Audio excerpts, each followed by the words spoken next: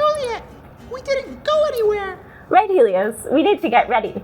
A scientist must always be prepared. Prepared? You mean we gotta bring some Yeah, stuff?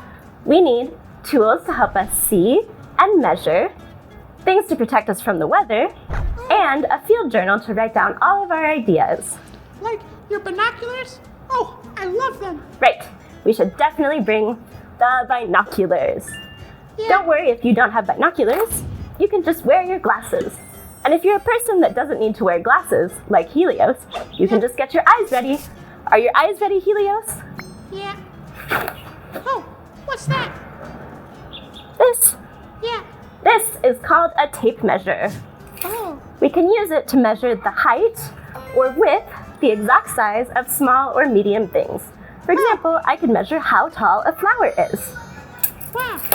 If you don't have a tape measure, don't worry, you can use a ruler. And if you don't have a ruler, it's okay. You can use your phone to take photos. There are even apps that will let you measure the size of things using your phone. Wow. And if you don't want to do any of that, you can practice estimation like we did in the last lesson. Juliet, Yes, Helios? what if it rains? I don't have my raincoat. It looks pretty bright outside today. I don't think it will rain, Yeah, but we will need something to protect us from that bright sun. yeah. You're the big star. Right. So, us humans, we have sensitive skin and eyes, but this hat and this sunscreen will help. Yeah. And all biotic factors need water, so bring your water bottle Oh, yeah. and sunglasses to protect your eyes. Well, I don't I need know, any of those things. but look how cool you look in your sunglasses. Yeah. Yeah. Let's take them. And just in case it does rain, Oh, we no. wouldn't want the rain to extinguish you. No. Don't worry, that's why I'll bring this umbrella. Oh, I'm ready to Just observe. one last thing, Helios. Oh, Do you remember how I said that science is about using your curiosity to ask questions about the world around you? yeah. And remember how I said curiosity begins with observation? Uh-huh. Oh, we need a notebook? Great, Helios. So Yeah. you are going to need to take very good notes about all of your observations, questions, and ideas. And in Yeah. order to do that, you'll need a special tool called a field notebook. Oh. Yeah. You start Science book. by writing down the date, the time, and the location where we're going. I'm going to take you to the Dasha River Park. Ha! That's What do you think cool. should come next?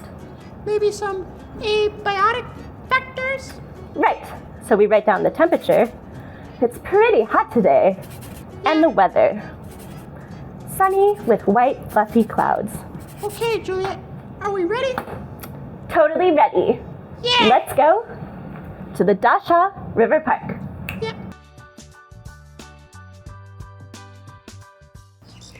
Welcome to the River Park, Helios. I'm excited to be in the outdoors with you, Juliet. Me too. I wanted to show you this beautiful river. Juliet, is river biotic or abiotic factor? Great question, Helios.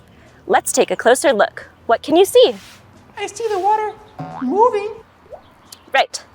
What else can you see? There are plants all around the water. I can see some trees. Right. Since plants are living things, they are biotic factors.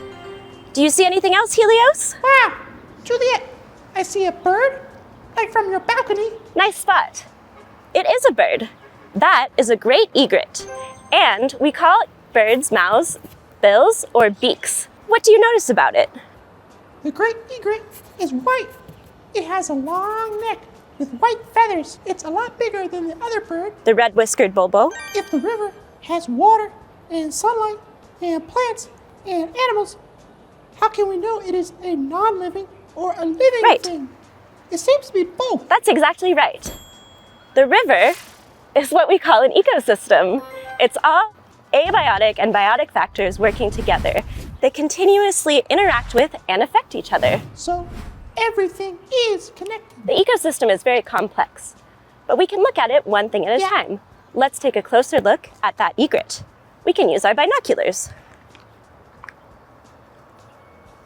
The great egret is white. It has a long neck with white feathers and a long yellow bill. It has long black legs. I think it might be half as big as you. It's standing in the water and looking into the water too. Great observations, Helios.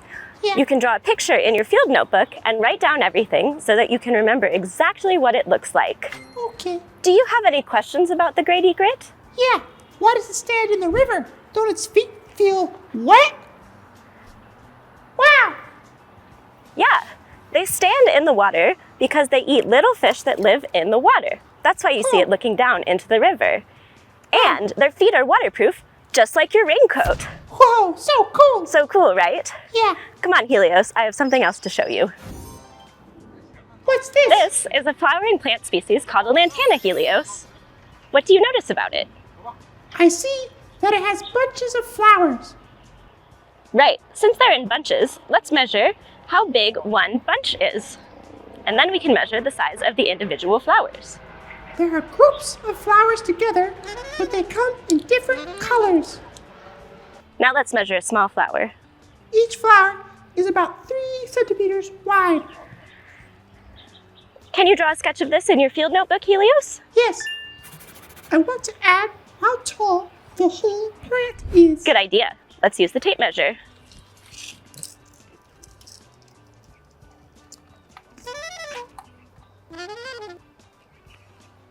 It's about 90 centimeters tall. Do you have any questions about the lantana, Helios? You taught me that everything in the ecosystem is connected, but I can't imagine what the lantana and the great egret have in common. Do they have a relationship? They sure are. In fact, the lantana and the egret are connected in many ways. For example, the egret breathes a chemical out of the air called oxygen. Then it exhales another chemical called carbon dioxide. The lantana needs carbon dioxide to survive. And then it exhales oxygen, which it doesn't need, which the egret can then breathe. Wow, so this plant and that animal are connected through the air. That's right. Wow. And another way that they are connected is that the roots of the lantana hold on to the soil along the bank of the river. They keep the soil from falling into the river. And since fish need fresh, clean water to swim in, it helps the fish because it makes sure that the water is clean. And since the egret eats the fish, it also helps the egret. Wow. Everything is connected. That's right. Everything is connected, just like you and your galaxy. I really enjoyed learning more about Earth with you today.